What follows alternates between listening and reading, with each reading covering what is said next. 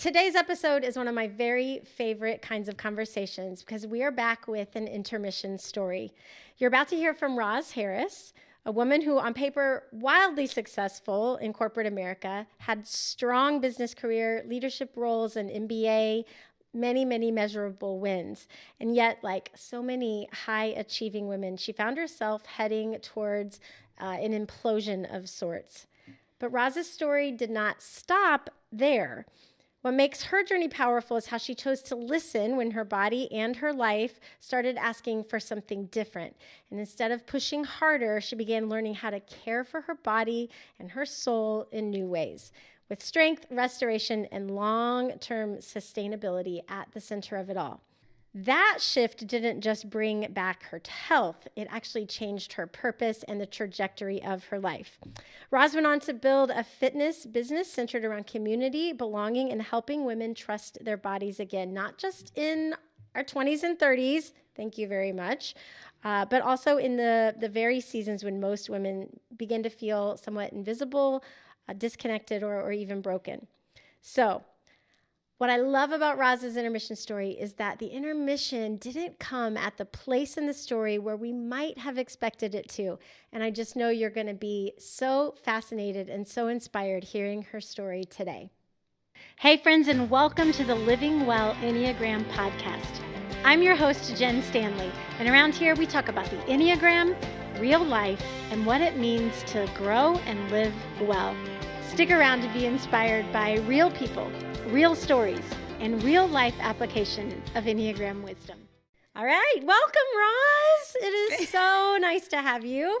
Thank you, Jennifer. Roz and I have been connected for a number of years through our work in the Enneagram, and now we're more than just Enneagram nerd friends.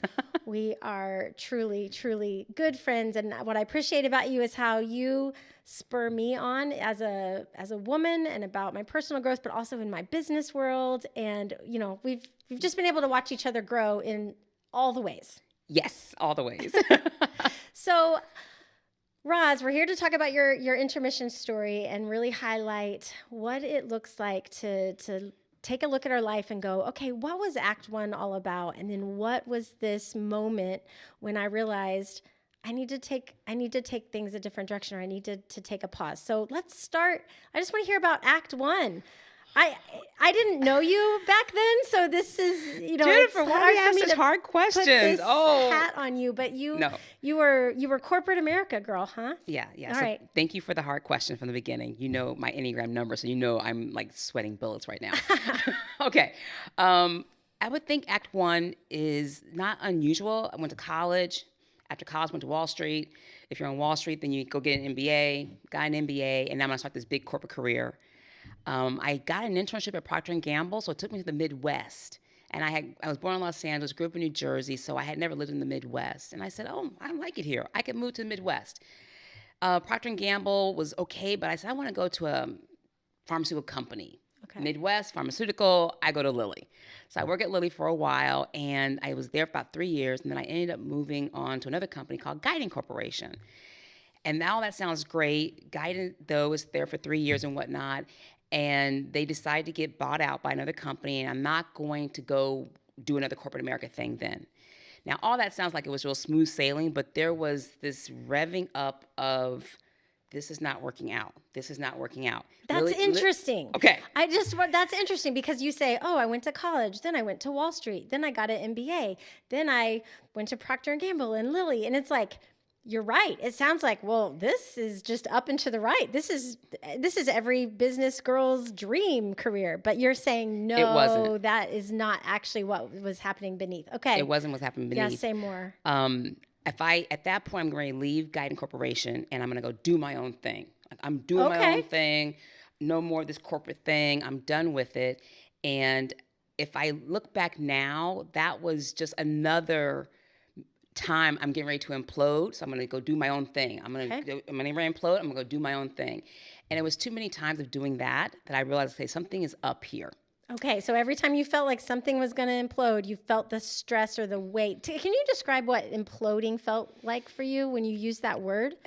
Because you were very clear. Together. It wasn't like burnout. You were clear. It was a different word than that. So what is that? It wasn't burnout. It's that I know what I want to be doing. I think I'm doing a great job and no one is seeing it. Okay. Wait a minute. You got promoted and I didn't? Like, what's going on? I'm as smart as you are. I have this whole degree thing and it's not coming together. Okay. It's not coming together. So it didn't come together and I go back, it didn't come together at MBA. When I got my MBA either. I'm at University of Virginia. It didn't come together when I got my MBA either. I think back, I was at University of Virginia and that's the time to make great connections, great relational connections. And I did not. I get to Lilly. It's a time to make great relational connections and get along with people, and I did not. Same thing happens at Guiding Corporation. I'm thinking that it's about the work. I'm doing a great job. Technically, my work is great. Why is it not just coming together for me? This must not be the place for me. Okay. Let me go. Let me go. Let me get out of here. Moving on. So I said, okay, brilliant idea. Go have my own business. I don't have to worry about these other folks. And that would have sounded great, but that was just another way of me going, I'm imploding.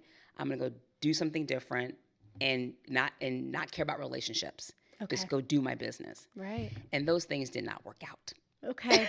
Wow. This is why I love doing intermission work, because when we can look back on Act 1 and kind of see the patterns, they're sometimes hard to identify in the process. Yep. And you were young, obviously, at that time. Well, 30s. So yeah. Okay. So tell me about, you started your own business. What did you decide to do? I'm going to be a coach and consultant. I had gotten a coach at Guiding Corporation for the first time. And I said, she met with me for 9 months over the phone. And by 6 months in, literally, Jennifer, I said, Mary, what are you doing to me? Because I just went to a meeting that I usually feel like I'm getting ready to implode in, because everyone's just talking and talking and talking. I'm like, oh my God, can we finish this meeting in 10 minutes? Yes. Why is it taking an hour? And I said to her, I literally sat there and I was okay. I was okay. I was like, so what are you doing in my brain? And she said, this is coaching. She said, this is what coaching does. It helps you change the inside, not the stuff on the outside. I didn't need another degree, another thing, another certification. I needed to change the inside. And she began to show me that. And so I was like, this coaching thing seems powerful. Yes. And so when I start my own business, of course, I'm going to be a coach. I leave Guiding Corporation, corporate America, as a HR manager. And so I'm going to go do HR consulting to kind of pay the bills. But I really want to be a coach. And so I go get my certification at this amazing program, get ICF certified like you are, and become a coach. But what I'm not telling you there is that at some time in there, I lost 90 pounds also. Oh, right. I know. That's just kind of a big moment it was a in big Act deal. 1. Okay. So it was a big deal, part of the Act 1. I'm 240 pounds at Lilly. I'm the biggest associate on the team. I'm not healthy. I do have gastric bypass surgery. I lose 90 pounds, but I begin to keep it off. Like, my whole plan was keep it off, have those lifestyle changes. So I have these lifestyle changes, and then I have this coach doing stuff on the inside. Yeah. I'm eating differently and exercising. That's the outside, but she's doing something on the inside, and I went, eureka. Like, this is what I need, and I bet other people need it too. So I'm going to become a weight loss coach. Okay. Because it's not about diets and exercise anymore. It is, but it's not all that. So I became someone who was helping other, mostly women, lose weight through coaching. That was not sustainable, because when you're desperate to lose weight, you just want someone to tell you what to eat, how to exercise, and I got that. But I stayed the course of coaching, stayed the course of this weight loss and health and exercise. It all fell apart, though, in 2010. Okay. The Great Recession. Lost everything, but I knew that this was what I was supposed to be doing. Okay. Go do this. Yeah, you're like, we can reveal your Enneagram. You are so Enneagram 8. You're like, and in 2010, I lost everything. And then I just, and I'm like, whoa. Just slow the train. No. You lost everything. I did. That's a big bump. See, that's why you're a good coach, Jennifer. So stop it. No, it is. Oh, so it's 2010, and I'm in California doing this weight loss coaching business full time. I'm going to make it work. The internet is starting to explode. Facebook is starting to take off. I have groups. I have all these things. But 2010 hits, and everything is over with. Right. And I did. I lost everything. I mean, my stuff, my possessions were in a storage unit, and I was living on my aunt's sofa in Baldwin Hills, California. That was like 8 months. Yeah. And I was like, okay, well, I gotta rebuild my life, because I did know I was supposed to be doing this work. Okay. That's good that you at least had that purpose thread that we talk about, that golden thread of purpose that. And I would not have had it without the coaching. Yeah. I mean, it was that moment of coaching that said, okay, you're telling me how to be with myself. You started showing me how to be with myself. It wasn't about the job being right or having the right boss. If I had the other boss, I would have got promoted. If I had this other thing, that would have happened. Yes. She was showing me with myself. Like, I'm the only one with myself all the time. And so that did help. You call it the purpose. So I had that purpose there. I do lose everything. I'm like, okay, I had a bad business model. Got a better business model, and it brought me back to Indiana. Which I'm so grateful for. Yes. So now just to say, in many storylines, you have the rising action that's happening, like, I'm starting my own business and I'm working really hard and I'm hustling, and then you have this big event and it's this catastrophic, like, moment of truth, and everything goes away, and most people would assume, well, obviously this is the intermission. Yeah. This is the moment where, that's going to separate what was and what is. And in a way it was, but many stories continue to still climb. Because at that point, how old were you? At that point, 2010, I don't do math in public, Jennifer. Oh, I'm sorry. Okay. But you're like 30s-ish. Yeah, I'm 30, early 40s, 39, yeah. Okay, so you're just like, this isn't... My point is, they could have caused you into this intermission, but you were like, no, like, this is just part of my story. I'm gonna rebuild. You're right. I think if you frame it like that, because it wasn't. I remember telling my friends, that's why I have this ring on. I wear this ring. It was 2005. I bought this ring. And that summer, so let me frame that, put some context here. I had lost weight and I'm keeping it off. I had this coach who says, this is changing my life. I said, let me try to help people change their life also from the inside out. I get a little 5 people together and have a camp over the summer of 2005. And I said, I'll help you be healthy. And I'm talking positive and affirmations, and we're exercising and we're eating. And I said, by the end of the summer, we're going to go to Chicago and do the half marathon. And they were like, okay. What? I was like, well, if you can walk 3 hours in the mall, you can walk a marathon. If you can. And I was like, we can do it. At the end of the summer, we did it. We went got a hotel. There was 3 of them that went out of the 5, got a hotel, did the half marathon in Chicago. Love it. Who does this? And at the end of the summer, I said, I did that. Okay, I need to mark it. So I marked it by buying this ring. It's beautiful. And I wear this ring to remind myself, this is what I said I was going to be doing the rest of my life. It's your covenant. Okay, you have these words for me. I don't have these words. Oh, I'm just saying, like, that's what it sounds like. This is my covenant to the rest of my life. And I told everybody in my life, all my friends, I said, and I only had like the 4 because I'm a self-pressed 8. Yeah. Spoiler alert. Okay, so I told these 4 people. I'm just trying to work my way in. That's just my goal in life. Who I know in my tribe. I said, okay, if I'm doing this the rest of my life, I have found my calling. If I'm not doing this, you can just say, Roz, you chickened out. I said, you can look me in my eye and tell me I chickened out. Okay. I am only doing this at some way, somehow I'm doing this work. And I knew, and I told them, and I had this ring. So yes, when I lose everything in 2010, I have no more money left. And but I knew I had my sister, and I knew I could find a way to rebuild my life. And I did that. I did some things to rebuild my life in about 18 months, just a cash flow thing. But I knew that I still was going to be doing this work. I just had this little okay, I got to go make some money. I got to get my life back together. I need to find a better business model. And what's a better business model that I need for the work I want to do? And that's when I decided, okay, let me go get a business going that has people coming through the door who want to lose weight. But I don't have to be the one that trains them. I can just have them in my office talking about life and coach them. Yes. And let other people talk about nutrition and fitness, and I could kind of do my passion of helping them see themselves differently and see their values. And so in 2010, I'm losing everything, but I know I'm rebuilding something. So yeah, it was really, really hard. And I remember taking some moments there of, I'm wearing this ring, I'm still doing this work. I reached out to people who I knew could help me. I said, I need help. Asked for what I needed. And some people said yes, and people said no, and began to rebuild this life. But always knowing I had that North Star, I'm doing this work. Yeah. And then there was Fit Chicks. And then there was Fit Chicks. Oh my gosh. So you get to Indiana, you open Fit Chicks, which is a fitness studio for women For only. women, yep. Personal trainer studio for women. I've visited. It's not close to my home. I would work out there if it was. Yep. But you open Fit Chicks, and you've kind of done it. You've checked the boxes. You've gotten through the crisis. All the things. Things are looking good. Your cash flow is back and positive, and you're in a community. I read in your founder's story that you found a home in Hamilton County, Indiana, that it felt comfortable and good to you, which, I mean, any of us Midwesterners could have told you that you'd find a better home here than the coast. But anyway, we'll leave that. But so you're here. What next?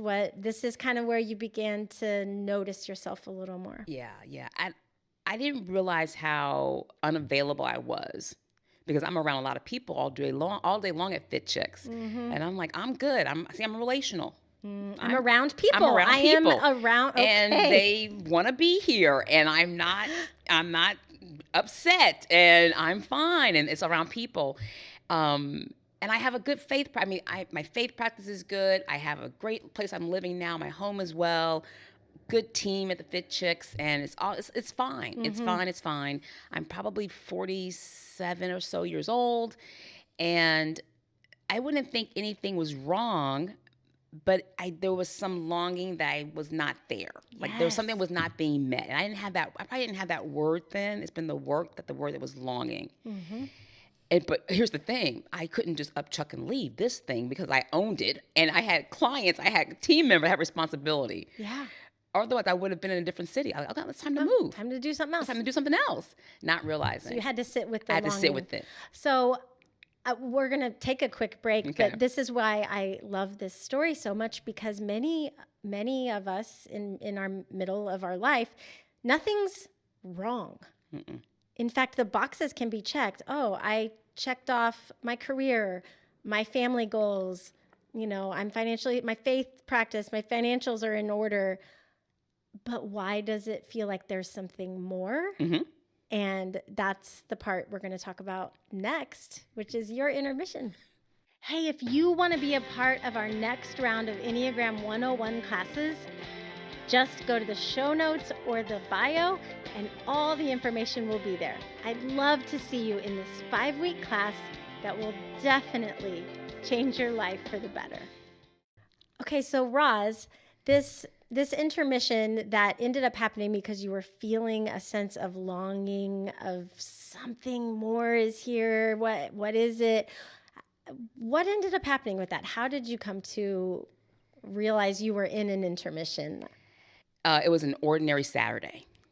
Nothing spectacular. It's going to be a boring, ordinary Saturday. Okay. I'm headed to a workshop. I'm going to go to this workshop. It's at the Fatima House in Indianapolis. Some guy is giving a workshop on this thing. I couldn't even pronounce the word. Right? Ennea something. Ennea I'm something? like, okay, I'll go. Yeah. And I don't like hanging around a lot of people at one time. I'm gonna go to the back of the room or the front of the room, one of the two, find my little spot, take a lot of notes, and nerd out on this thing, because I love nerding out on things. Okay. And so I go to this workshop for Enneagram. I didn't even know what it was. And I'll tell you, nearly immediately when we started talking about it, I said, I didn't know I needed this. I knew exactly this was supposed to be. I was supposed to be right here that day. I was supposed to take this information in. I was supposed to understand this Enneagram thing, because I was about to click the things together. It was my wisdom practice with all this coaching work that I knew how to do, coming together with my faith. It was like click, click, click. But the clicking was me on the inside. I got to see myself and read myself. Talk about clarity of this is who I am. Yes. And I'm like, oh, and it's okay, non-judgmental. I'm like, oh, this is who I am. And it was like, poof. Good. Yeah. This is why MBA school. Oh, this is what happened at Lilly. Oh, this is what happened at Guidance. Oh, this is clarified a previous 20 years of my life. And that was like a whoa. I love those moments. I mean, those moments are for all of us. I mean, people think that we're just like nerdy Enneagram people, but it's like if they could just see. Oh my gosh. I love the way you said it. The pieces that click into place when we can see it with that much clarity. Oh, I love that. Okay, so I'm at this workshop on a Saturday, and David Bell is teaching maybe his second Enneagram. I don't even know. Maybe his first Enneagram workshop. It was through Grace Church. And I left out of there going, I need to know more about this Enneagram thing, of course. But you start reading it. So I'm reading some stuff, and Instagram hadn't blown up yet with this whole Enneagram thing. So all it was these other kind of books and other kind of things that were a little thick and dense. And I was like, this is actually not light. No. Because I was certified as an HR professional in Myers-Briggs and DISC and a lot of things. And I knew this was different. Like I didn't just guess. I knew it was different technically. Okay. And then I just knew it was different. It hit me, right? So I'm like, these books are kind of dense. Oh, and something about it said, oh, you need help. Go back. I had a coach before who was helping me get through something. I'm like, I need a coach again. And I called David up. I say, Dave, I need you to be my Enneagram coach. I need to meet with you 2 times a month.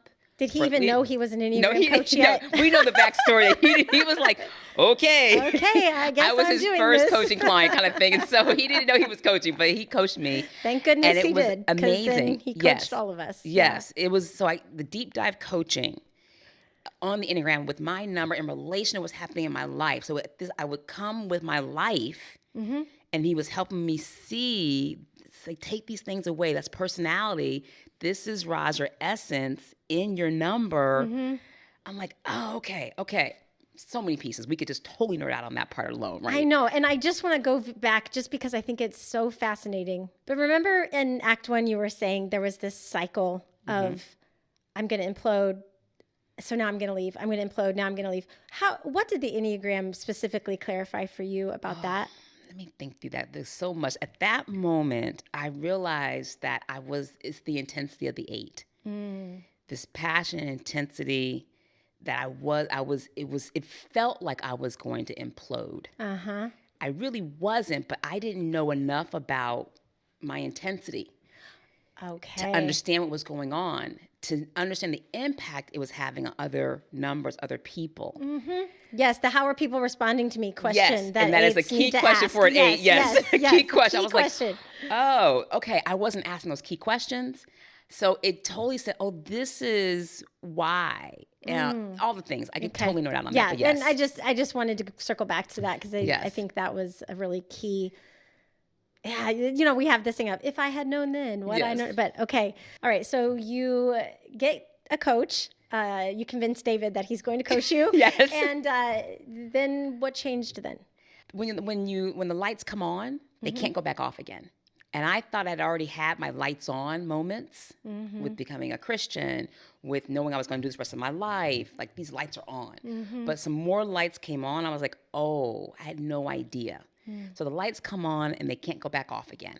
Right. So I do more Enneagram, more cadre, more of all that. But I realized with that work, we call it integration. The pieces that were disparate start coming together, and my true self is coming out now. And I don't necessarily look very different on the outside. I still talk fast. I still talk as if everything's a period at the end of my sentences, all the things, right? There's still a speed that outpaces all. I'm still an 8. I'm still the same woman. Yes. But there is something different on the inside. Okay. And that's the intermission. Yeah. And I said yes to it. Because I could have been like, okay, enough of that. But because it's hard. It's hard work. It's painful, it's hard, it's messy, it's like unclear, like why is that? Oh my God, I need to like what? Relational? All the things. And look at your face, like all the relational stuff. Oh, it's so hard. It's really, really hard. But you say yes to it because you get the courage to say yes to it because the lights are on now. Yeah. My lights are on.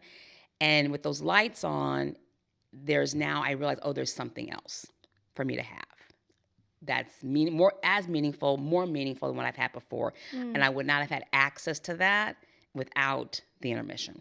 Okay, so you've been through this season that is what I call an intermission. You know, in my work, I'm encouraging us, especially women who are in that sort of middle of life, 45 to 60-ish kind of area, just to slow down and go, even if life looks great, like what your life did, even if it looks totally fine, to go, but there's actually a future that I get to be a co-author, and I get to create a future that is deeper and richer and more meaningful than even what I'm living now. And for some women, that comes again after a crisis or, something massive. But for other women, it comes a little knocking, a little more quietly, which I feel like happened with you. And I'm so thankful you listened to that.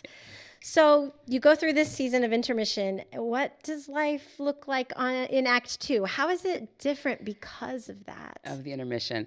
I'm still who I am, but it's broader. Like, as an Enneagram 8 who doesn't know they're an Enneagram 8 and you haven't done any work, your world is actually pretty small, but you sense that it's really big. But it's not as big as you kind of think it is, because you have this narrow tribe. You're so protective. You're guarded. You're like making sure things don't happen. You don't want to be controlled. You're not controlling anybody, but you're making sure you're doing a lot of energy not to be controlled. And when you can let that go, wow, more friends, more activity, more clients. And so Act 2 looks like I'm going to open up a second business, and I would never have had the bandwidth emotionally for a second team of team members and another 110 clients. No, it would have been like, let me hunker down. I'm okay. I'm going to hunker down. Yeah. Everything's fine. It's controllable. And so that longing for control and certainty gets let go of. Like, I can hold it so much more loosely now. And it left room for more friends and more activity and a new business called Emerge Personal Training. I love that. It reminds me of the Ian Crone quote that I use a lot, which is that the Enneagram is not trying to put you in a box. It is trying to break you out of the box you've already put yourself in, just because your personality had to survive, Yes. So you were living in the box. Yes, and didn't know it. You broke free. You're able to hold that so much more loosely. Tell me about your new business. So I have a new business, another personal trainer studio in Noblesville, Hamilton Town Center, called Emerge Personal Training. I'm biased. I only want to work with the women. That's all right. And so we're Fit Chicks is personal training also. It's a complete program. It's weight loss, nutrition, and accountability. And we're doing weight training and cardio. I knew there was a set of women that were transitioning for something and didn't know where to go in their fitness. And so I like the woman who's transitioning from a baby, a health crisis, an injury, or just a new stage of life. And you need a different way of being with your body that's going to build your strength, improve your flexibility, and let you kind of like let some things go, like the label of there's something wrong with you. You just need some help. Yeah, absolutely. And Emerge Personal Training is here to help. I love that. And, sneak peek to the listeners, Roz is coming back for another episode. And just sneak peek to the listeners, Roz is coming back for another episode where we're going to talk about your body isn't broken and just taking that label off of ourselves as women in midlife. So I'm really looking forward to that conversation, Roz. What are your hopes and dreams for the rest of Act 2? For co-authoring Act 2, what are you co-authoring with God to create? Maybe let's start with your businesses. Fantastic. I want Fit Chicks to turn 20. Right now we're 14 years old. I want us to be 20 years old and be able to say that we are helping even more women in our area get strong, live long. Oh, I love it. Get strong, live long. Yeah. For Emerge Personal Training, it is a new modality, and I want it to take root. I want our healthcare professionals to trust Emerge Personal Training, that we can take that client, that patient that's from physical therapy, and help them get stronger at Emerge. I want women to know that they have a place to go after cancer, after an injury, that they don't have to try to find a way in some other little boutique studio. They can come right here. A safe place for women to be women and all the things that we're transitioning from. That's awesome. So now what about Roz's Act 2? What does Act 2 hold for you? Like, I talk about in our work with the Intermission program, we talk about co-authoring Act 2 because, I'm not going to be so bold as to say, you can author your life exactly like you want. And, disease might happen, injury might happen, loss might happen, but we can co-author that act too with the author of, the universe. Yeah. So what are you co-authoring? I'm an Enneagram 8, so revealing personal things is not what we do. I'm asking you to be just a teeny bit vulnerable here. I know. Because it's you, Jennifer. Okay. I know that I am meant to go back to what I actually am even better at.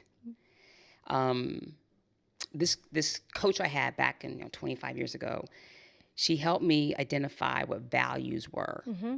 I knew what the word was, but really what it meant. And then my coaching training showed me how to really do value clarification, mm-hmm. like meaningful, deep running value clarification. And I had 3 values back then. Okay, God. I knew weight management. I'm gonna manage my weight for life. This is part of who my value system is to manage my health, mm-hmm. and God. But then I had this other one, and it was called Barnabas, the encourager. Yeah. I was meant to be a coach.